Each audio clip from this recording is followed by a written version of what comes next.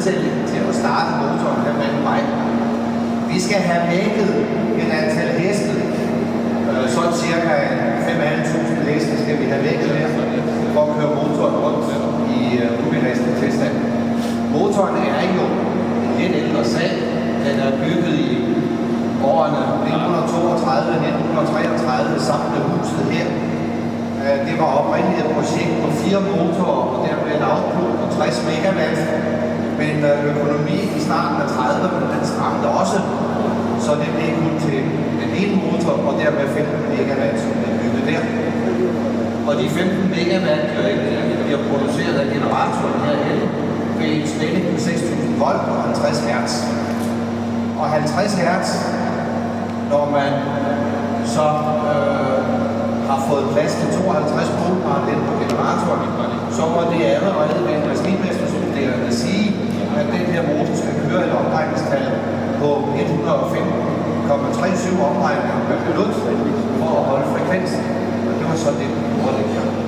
Den blev startet op, den blev sat ind som spidsvaskemaskine, det vil sige, at den kørte nogle timer om formiddagen, den kørte nogle timer om eftermiddagen, når der var spidser på forbruget her i Københavnsområdet, og ellers stod standby, hvis der skulle ske.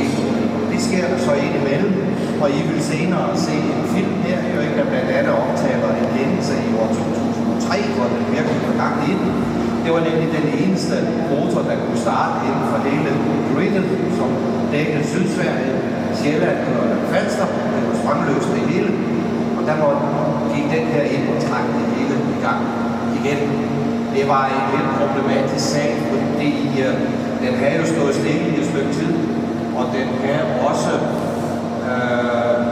de vidste jo godt, mesterne heroppe, at rumtarmen, den vejer 140 tons, og at der hænger 80 tons ekstra derhen. Og selvfølgelig var de klar over, at ingen strøm var, så de kunne ikke gøre det. Jeg har gjort det der, hvor forspændet med oliepumper, to oliepumper ind til lejesystemerne, ind til kædesystemerne, sådan at der er en smule fornøjelse der. Så de stod i situationen, vi må se at starte, og så håbe dem op. Og det gjorde det. Det var jo altså tørre. Men ellers, jeg har startet oliepumper i dag, jeg har startet en ølvandspumpe, jeg hører det så i baggrunden.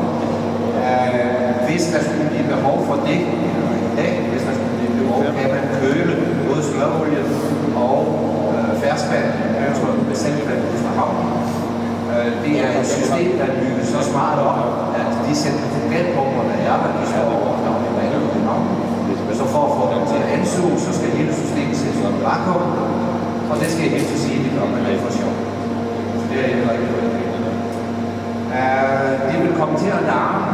Det vi skal i gang med, den er en stor motor, totakt for mange heste, den er dobbeltvirkende for at få endnu flere heste, og der er 2 krumtarme for lige at få det sidste med os.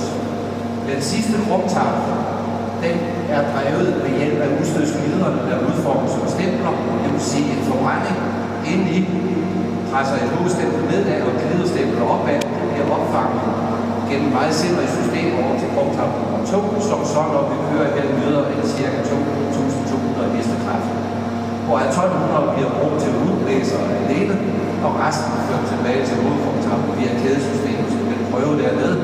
Det vejer som 800 kg per løbende meter, og jeg kan helt så sige, at der er rigtig mange meter herinde bag den slags. Larm kommer der til.